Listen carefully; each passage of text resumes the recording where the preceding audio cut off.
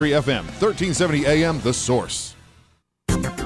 We'll have plenty of sunshine today with a high of 77 to 80, then partly cloudy this evening. Low tonight 58 to 67. Partly sunny skies Wednesday, high tomorrow 79 to 83, then mostly cloudy and more humid on Thursday with afternoon showers and a high of 80 to 82. Expect the rainy weather Thursday afternoon to continue through late Thursday night. From the Florida Weather Center, I'm Holly Holdren. You know what you want to do in retirement, but do you know how to get there? Tune in to Coasting into Retirement with Gary Marriage of Nature Coast Financial Advisors, Sunday mornings at 8 to get answers to your retirement planning questions. Plan today so you can do the things you've always dreamt about doing in retirement. Listen Sunday mornings at 8 to Coasting into Retirement with Gary Marriage of Nature Coast Financial Advisors. Our firm offers insurance services. Auto repair with personal care. We know what we're talking about. Matt Gibbs and the guys over at Sunrise Automotive will treat you right. We'll treat you right. That's right. It's Auto Repair with Personal Care with Matt Gibbs from Sunrise Auto. And that's Sonrise, as in Jesus, the sunrise. That's right. Not the sun, not the big ball of gas. Yeah, or not my three sons that I had. Although My Three Sons was a good show. It was a good show. But, yeah, so I want to sometimes remind people that, sunrise is about God's sun rising. That's right. Jesus. And that's right. That you operate your life that way. Yep, absolutely. Which is counter, what's the word I'm looking for here? It's counter to how most people feel about the automotive industry, mechanics and everything. It's counterproducctive to how most people I try, and a lot of times people call themselves Christians and they act and they do this. Am I perfect? No, I'm not perfect. Our shop is not perfect, but we really try. You try to lead. You try to let Jesus guide how you operate. I don't. One thing is, we may make a mistake, but I guarantee you, at the end of the day, we always did what was ever right to do in that mistake. It's because you have to go home and live with you. Yes, and we have character and integrity, right. And I teach that to my guys. I hired a guy. You told us the story about the guy you hired that said he could make you money hand over foot with the brake jobs. No, I never hired him. Right? You didn't hire him. You were going to hire him. Yeah. And then you said, hold on a minute, I got to go out in the shop, and you never came back. Never came back. Yeah. And I did hire one guy, though, and a customer came in for a tune-up, and the customer called me up the next day and said, Matt, I got a problem, bud. And I said, what's wrong? And he says, they put 7 spark plugs in, but they didn't put 8. I said, what do you mean? He goes, the one spark plug that I knew I couldn't get to, your guy couldn't get to either.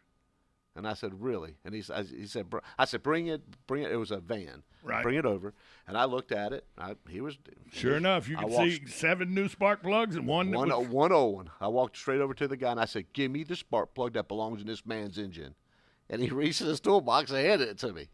I said, now gather up all your stuff and you got to go away from here. Now. You got to go. You got to go now. And no pay. No, you go now. You be here for an hour. You too late. Go.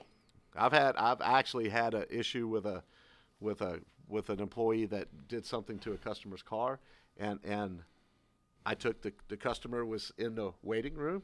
I took the employee, the customer, and myself, and we sat down, and I said, "This is what happened, and tell me what you would like for me to do." And to the customer. Right, so the customer had the final say. The customer had the whole say. It wasn't even the final one. It was the first say, too. So, and the customer looked at him and said, and talked to him and said, listen, I serve a God of the second chance. Yes. And he says, and I'm willing to give you that second chance if you're willing to receive it. And the employee started crying and Well, there you go. And thanked him. And but the precedent was set, and there was an understanding there. And we never had that issue ever I again. bet you didn't. And, you know, that leads us into, I know that we're supposed to talk automotive and everything, but I know at times you think things are more important than the automotive industry. Absolutely. And today is one of those days. Today is absolutely one of them days. Today's vote day. This is very critical. This is so critical. District 3 and District 4 runoffs. Lori Martin Gregory, Kristen Dreyer, District 4. Ty Schlichter, Jay Musley, District 3. Really important that today's could shape how this city functions for at least the next 2 years and maybe longer. Absolutely. And it's so important that we do this and we get on board with this. And you know, in all my years, I've been 20, it'll be 26 years that I've had Sunrise, 25 years in that same location this March.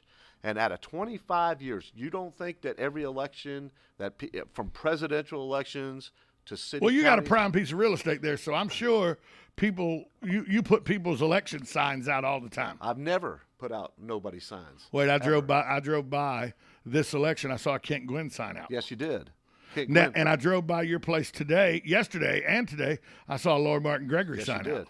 Those are the first two signs that have ever been on my property, ever, in 25 years, ever. I'm not telling you how Matt votes, but it looks like Kent Gwynn and Lori Martin Gregory at least got a spot on his property that had never happened before. It's never happened before.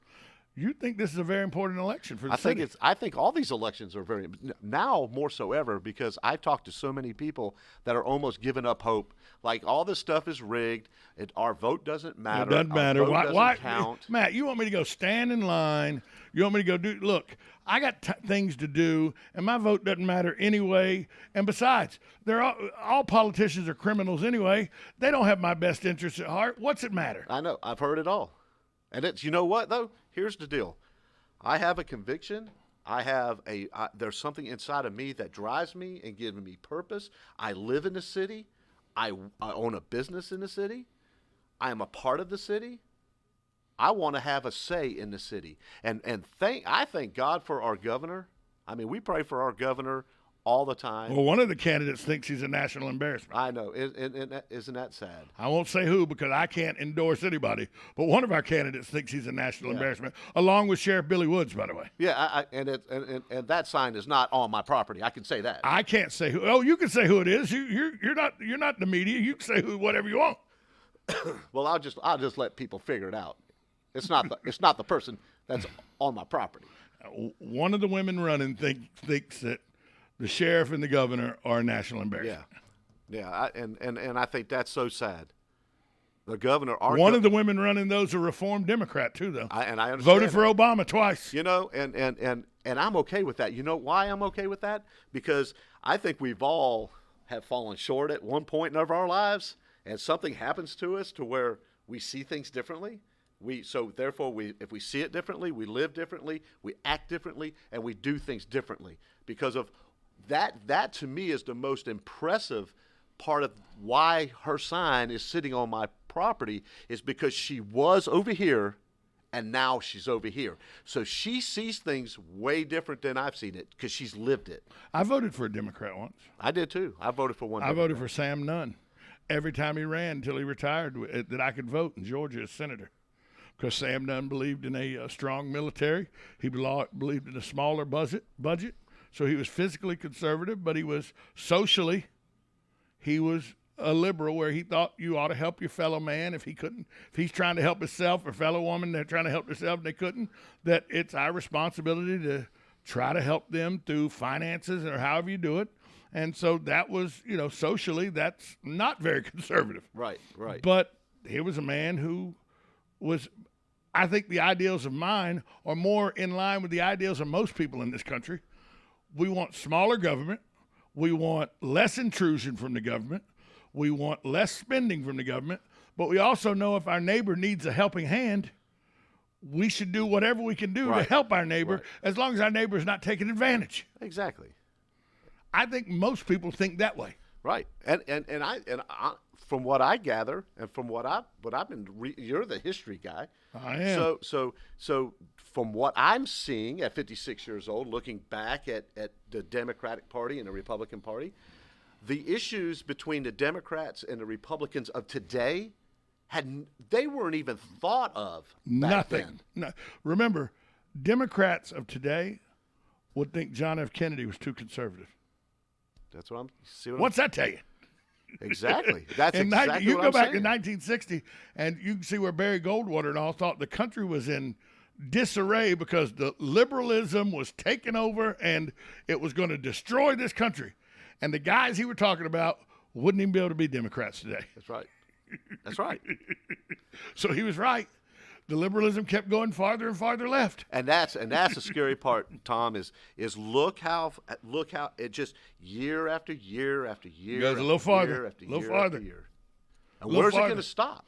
To where now 4 women who believe in defunding police, they believe in making pacts with countries who have our detriment in their thought process and all, the squad has a voice. And I don't mind that elected officials have voices, but when your voice is destructive in my opinion, is destructive to the advancement of the American cause, I got a problem with that. Absolutely. If your campaign is, in my opinion, destructive to what is best for Marion County, the diversity of Marion County and Ocala, when you're trying to put all our eggs back into one basket instead of a diverse basket, and by the way, if Ty Schlichter and Kristen Dreyer win, you'll have Barry Mansfield, Ty Schlichter, and Kristen Dreyer, all real estate contractor building. We've been down that road. And don't mind, look, I got good friends of mine that are builders, and they're very successful, and they need their jobs, and I understand that. But we've been down the road where we've only had 2 eggs, building and real estate and horses. And it about bankrupted the county and the city in 2008 when the real estate market went bust. Diversity is what we need. And I have a problem, and I don't live in the city, so I don't have a vote, but I have a problem when 3 of the 5 council members may be builder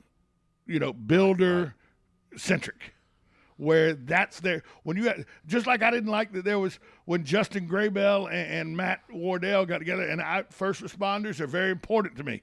I understand we need them. But when we had 2 or 3 council members that were all about just doing what needed to happen for fire and the police without worrying about other stuff as their primary goal, I had a problem with that. Right. We need diversity, and we need thought that isn't centric to one genre or another. Right. It'd be like we can't have 5 mechanics on the city council. That's right.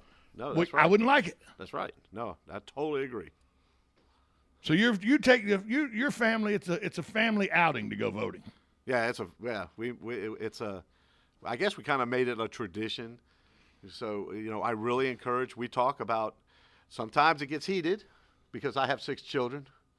Not all of them think the way I think. So they're all wrong, usually. Well, I'm not going to say they're wrong. Actually, I'll be honest with you. My middle daughter, she's getting her doctorates in history. Good for her, because and that means she's going to be proficient in 2 foreign languages. Well, yeah. I couldn't speak the English language. How the hell was I going to be proficient in 2 foreign languages? She's actually read the Dead Sea Scrolls, the actual Dead Sea Scrolls. Yes. Yeah. So, but anyway, she's been telling me for a long time, Dad, you have no idea about history. You think you understand history, but you don't really know history. You don't even understand the forefathers' history. By the way, she is 100% correct. I know she is. I have learned. You know what I did? I went and did some research, and I did some studying on history. I found out some things I never knew about our forefathers. Of course you did. Holy Because smokes. it's not all condensed into 3 paragraphs on page 100 of a big history book that covers from this 1500s to now. So we've made it a point to always be open, talk about these things, although some families are like, don't talk about religion and politics. Well, we get into talking about religion and talking about politics. Thomas Jefferson didn't think you were smart enough to vote. I know. Everybody talked about how great Thomas Jefferson was. He didn't think the common man was smart enough to have the right to vote because you just weren't smart enough to make informed decisions. I actually got to see his Bible. But people don't know that about Thomas Jefferson. No. People think that Lincoln was this great emancipator. He was a racist. Yeah. Because every white person at the time in the 1850s, 1860s thought that the black man was inferior to them. That's right. By definition, if you think because of skin color somebody's inferior to you, you're a racist. That's right. That's right. But people don't want to hear that about Lincoln. But that's just fact. It was the truth. He didn't mind that there was slavery. No. He just didn't like don't be beaten on slaves. He thought indentured servants and all. He was okay with that. He didn't like the treatment of slaves because they were owned, so they were thought of as property like horses, not humans. Right. But they don't teach that in high school history. No, they don't. So I bet you've had some spirited conversations around your house. We have. So your daughter's right, by the way. Nobody knows history like people who have degrees in history. It's just my world was turned upside down when I got to college, and I thought that I knew a lot about history because I loved history. Yep. And you had to lay how much of that stuff down? A lot. Crazy. A lot. Well, I'll give you a prime example. If you ask the average person right now, if we went outside onto the square and I said, who said the British are coming, the British are coming? Without a doubt, almost everybody say Paul Revere. Because Washington Irving in the 1860s wrote The Midnight Ride of Paul Revere. Paul Revere made it about a mile and a half outside of Boston and got captured. Got turned back into the city. William Dawes actually made the trip to Lexington and Concord. Okay, who's William Dawes? He wasn't a silversmith. He wasn't important like Paul Revere was. He yelled, the British are coming, the British are coming. No, he didn't. They were all British. He would have yelled, the regulars are coming. He'd have never referred to them as British because everybody was British. But if you ask the average person, who said the British are coming, the British are coming? Paul Revere. See, I fell in that one before, and you done told me, so I was sitting there, you ain't going to get me twice. No, but everybody thinks that's right. Paul Revere said that. Because Washington Irving wrote it 100 years later. Right. But it wasn't true. Right. But don't let the truth get in the way of a good story. Right. That's what historians will tell you all the time. Don't let the truth get in the way of a good story. Yeah, it's been eye-opening. And so as a family, like tonight, it'll be Joey and Kristen. We're going to go vote. And after we vote, we go have dinner. And I pay for dinner just to thank them and really encourage them and to understand what they've just done. So you vote as a family, and then you go bolster the economy by going out to eat. And then we go out to eat, have dinner. You're an American patriot. Dadgum right. I just like that you've never had a sign on your property. Never had a sign. I promise. And this year you've had two. That means you think this may be a turning point. You think we're at a crossroads for our community? So this election. Okay, I look at things. Okay, there's okay. This is going to kind of get weird for some maybe, but there's two sides to this stuff that I'm looking at today.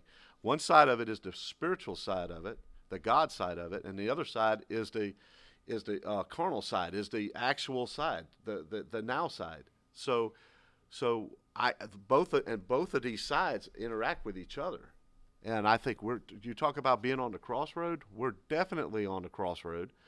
I get very concerned about where our country's heading, and the direction I see it going. And I'm not, and talk about, and it's not about religion to me. Religion is almost like the government. It's a bunch of hot air sometimes. I don't have much to do with religion. I don't have much to do with the government. But I had a dream the other night. I'm just going to share a quick dream. I had a dream. Here's where it gets weird. This is where it gets weird. I had a dream, and I saw the White House, and in my dream, I was like walking down the road, and I saw the White House, and like within myself, I said, that's broken, and it needs to be fixed. And then all of a sudden, I saw a church house. And then a voice spoke to me and said, that's the house that needs to be fixed. Because if you fix that house will be fixed all by itself. And so that's how I got to look at all this stuff. I have to look at Matt the philosopher. A philosopher. If you fix the house of worship, which is broken, all the other houses will fix themselves. That's what my dream was. It's pretty good. So I gotta. Although I am really pushing for us, I'm going to say this. You vote for whoever you feel like you need to vote for. 100%. Vote for them. But vote. Say something. Do something. Speak your mind. Speak your heart. And do something. Good morning. You're on with Matt Gibbs. Good morning, guys. Boy, I couldn't agree more with Matt and his feelings and his dream about the White House, because, boy, if there's anything that needed a tune-up, it's the White House. Yep. Yes, sir. Look, and the kind of tune-up I'm thinking about, we ain't talking about fixing a car. Hellfire and brimstone. You might be talking about gunpowder, huh? Back in the day when police would tune you up. Yeah. Yes, right.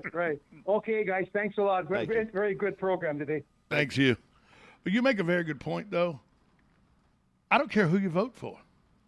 It doesn't matter to me when Manal Fakori was running. If you wanted to vote for Manal, by all means, vote for her. But vote. Vote. And it's not, people say, voting's a privilege. No, it's not. It's your duty. That's As right. an American citizen, your duty is to vote. That's right. Okay? The Constitution gives you the duty to vote. It also gives the duty. People that try to get, I get aggravated at people that try to get out of jury duty. Because it's your duty That's right. as an American citizen described in the Constitution to be a group of whoever's on trial, a group of their peers to make a decision about them. That's right. That's your duty as described in the Constitution. Voting is your duty as described in the Constitution. That's right. It's not a privilege.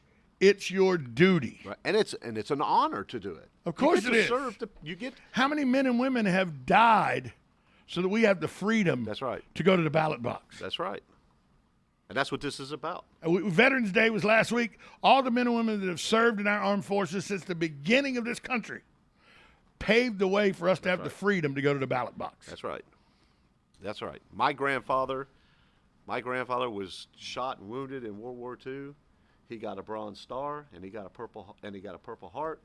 And I'm here today because of what he sacrificed then. Yeah, all of us are. That's right. All of us, and my grandparents didn't come over here till the 30s and the early 40s because they were running from Hitler and Mussolini. But then I have dad, uncles, all that served and everything as first-generation people in this country because they felt so adamant about preserving freedom because they come from a place that didn't have freedom. That's right. That's right. That's why I love the lady, the Jamaican immigrant who is the now Lieutenant Governor of Virginia who served in the Marine Corps. And I forget her name, starts with a W. I can't Winsome or something like that. But I applaud her because she said, I joined the Marine Corps because I wanted to fight or I wanted to be in the military of this country so that I could uphold the ideals of freedom. That's right. Because she said I'd take a bullet to make sure we had freedom. Absolutely. And because she came from a country that was a third world country that she wasn't afforded what she's afforded in this country. And that's a perfect example of why I'm standing behind Lori Martin Gregory. She's been there. This woman knows what it's like to live in an oppressed country. I went to Jamaica and I went one time on a cruise ship and did the thing, but then I got to go and I had an opportunity to meet with some of the actual, we had the Secretary of Agriculture was our host for the country. And I got to see in Kingston, Jamaica, how the Jamaican people actually live. I've never been to Jamaica personally, but I had a friend of mine in college that went with Amnesty International and come back with photos and showed us photos of a guy defecating in a stream that was running through a metal building, hut type place. He was defecating in a stream, and the photo showed him and a lady about 40 feet from him, and she was dipping water out of that same stream down below him. The girl said she was using that as cooking water. Yep. And I thought, well, that doesn't happen here. Nope. So I applaud the lady, the lieutenant governor of Virginia, for her resolve to come to this country, serve this country, and love this country, because she said it afforded her a much better situation than that from which she came. That's right. So that's why you need to go vote. to keep those freedoms. We need to keep those things. We need to keep these freedoms, and it's gonna and it's gonna get more difficult as the days go on. I see, but we got to stand stronger as the days go on. We have to stand stronger and united. Yes, and united, and that's the key right there. Hand in hand. It is the arm in arm. united That's right. states. That's right. So, like Lincoln said, a divided house cannot stand. Can't stand. Cannot stand. Matt Gibbs, tell people where they can find you. Well, if you need your car worked on. Yeah, there you go. Or if you want to see a sign in the yard. If you want to come by and see a big sign, come by and see it. But you can come by at 1800 Northwest 10th Street. It's right there on Highway 27, right down on the other side of the street from Howard Middle School. Or you can give us a call at 352-690-1993. We'd love to see you or hear from you, either one. Matt Gibbs from Sunrise Auto. Matt, talk to you next week. Yes, sir. We'll be back after a short timeout on WOCA, The Source. Broadcasting from the Ocala International Airport, this is WOCA AM, W242CA FM, Ocala, 1370 AM, 96.3 FM, The Source.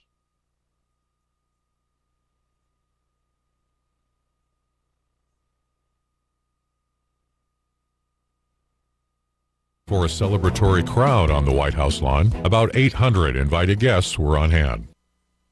President Biden called for better and more honest communications between the United States and China during a virtual call with Chinese President Xi Jinping. During the V call, Biden said the U.S. opposes unilateral efforts to change the status quo or undermine peace and stability across the